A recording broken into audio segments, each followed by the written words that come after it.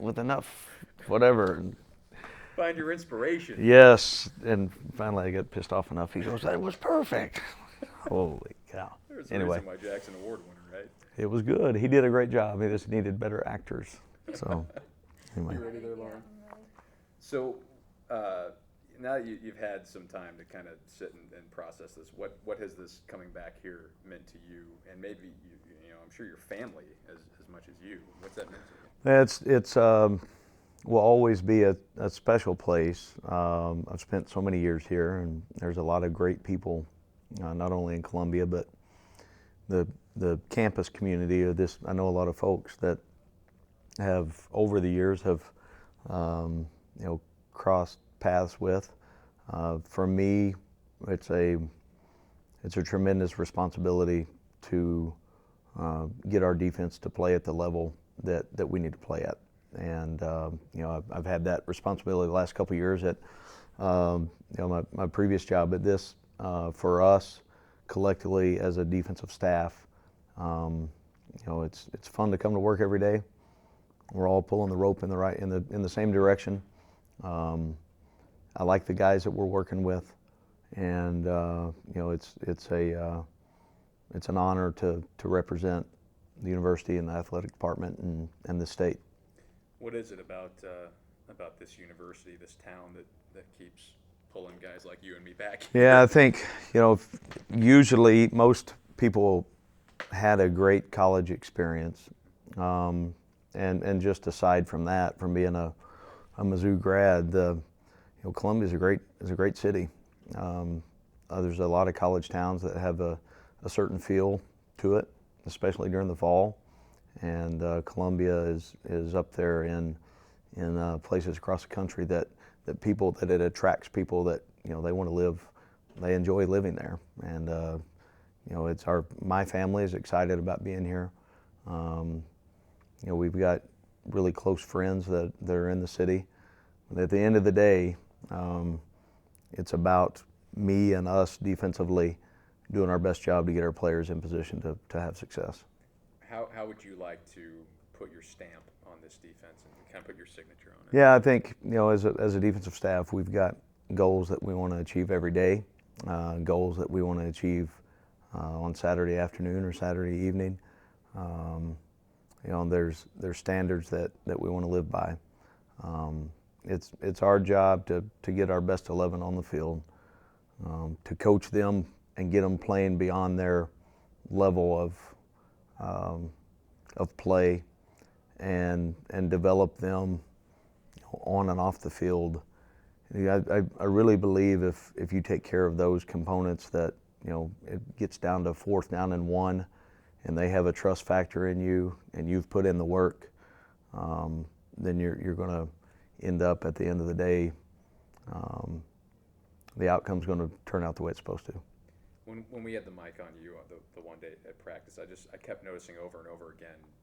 I mean, yeah, you get frustrated like any coach, but you were never like aggressive with the guys. And how important is that to kind of walk that line? Well, I think number one, they know, and it doesn't happen overnight. But when you go to work every day and you step out on the field, I've got their best interest in mind. I know that they're giving great effort. That's not, that's a given. I know if there is a mess up, they don't want to mess up. They're not trying to. So it's our job to teach student athletes to put them in position to play their best. And we are teachers. We've got to teach them schematics. We've got to show them the way that the game's supposed to be played. You've got to show them the way to have academic success. It's the big picture of being a coach is not you don't need to just yell because you're supposed to yell and it sounds good. Get your point across. We want to be positive and let the guys go be themselves and go play. Not more than 30 seconds goes by without, especially in an 11 on 11, you yelling this snap. I mean, it's a constant chorus out there. This snap, this snap. When you're yelling that at your guys, what are you trying to communicate with them with those simple couple words? Well, all the things that we've tried to teach the guys from the first day that they enter into our program is, the power of playing one snap at a time. Being a 6-second competitor, usually that's the length of a play. And no matter how good, bad, or ugly that play is, in a few seconds, there's going to be another one coming right at you.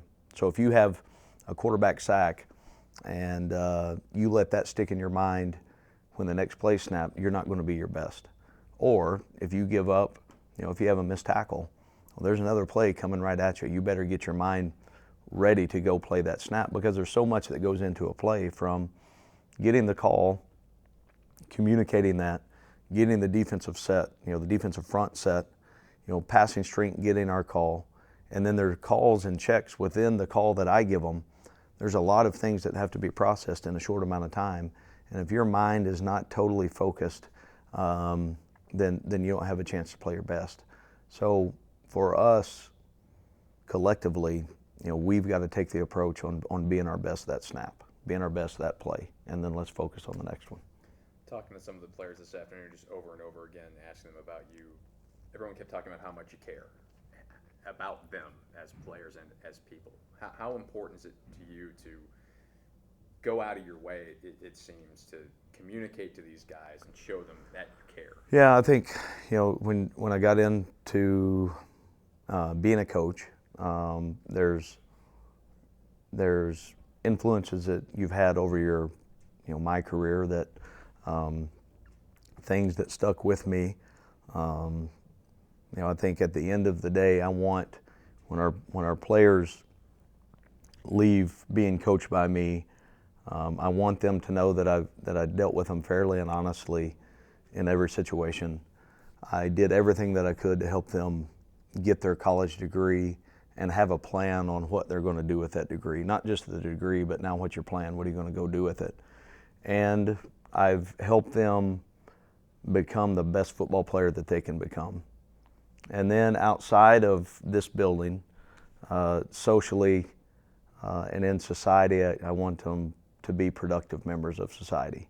And if you can do those components, and if you reach your players in that way, then they can go out and they can change, they can change society. They can be a positive impact on their life and on their family. And so at the end of the day, I want that, and X's and O's has a lot to do with it. Getting lined up, schematics, running to the football, playing aggressive coverage, all of those things are really, really important. But your true beliefs on why you're in what you're doing, that's the most important thing.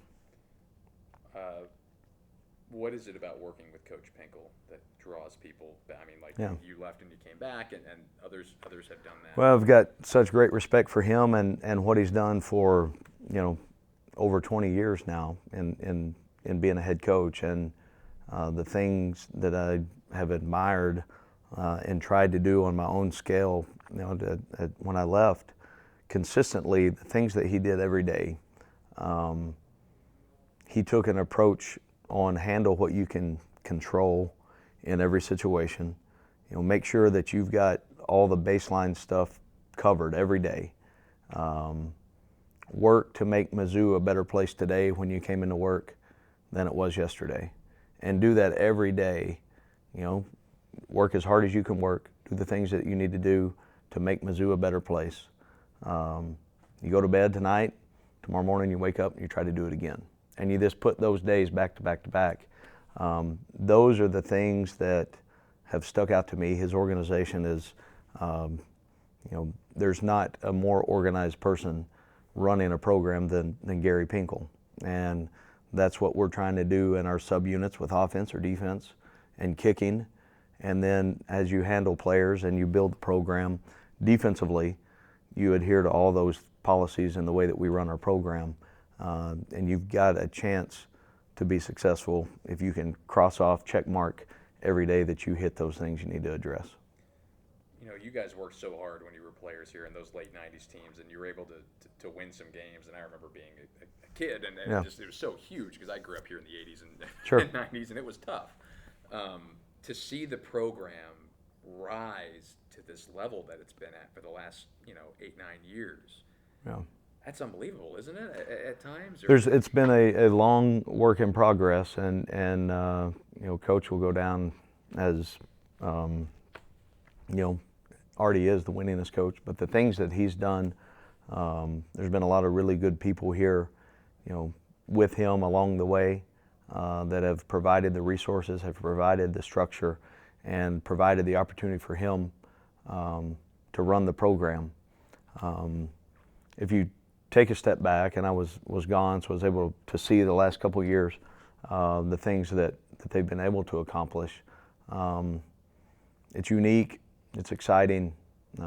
As a former player and former, alumni, it makes you proud of the university and what you were part of as a student athlete.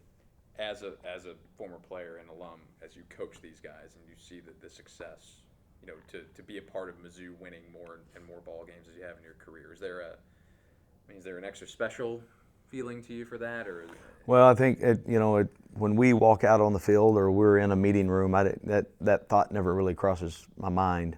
I've got a job to do, and it's a great responsibility that, I've said it before, there are a lot of people before me that have worked long, hard hours and poured a lot of sweat equity into this place to make it what it is. And I've got a huge responsibility to continue that and try to take it to another level.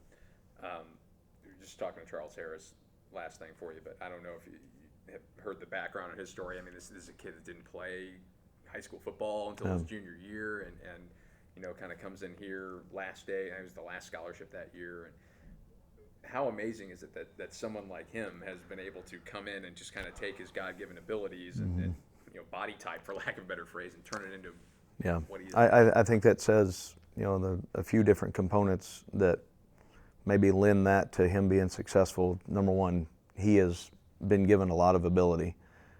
He also works tremendously hard in all areas of his game to be the best player that he can be.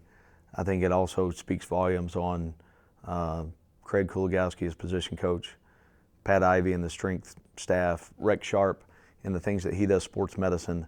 I mean, everybody's got a role, and Charles is a huge part of that because he's developed himself, continues to get better every day. And then Coach Cool has done a great job developing and coaching him on and off the field. Pat Ivey and his staff in the weight room have done a tremendous job. So there's a lot of different components on what makes Mizzou special, and Charles is a really good picture of that. All right, awesome. Okay. That's all I need. Thanks, bud. I know that was a long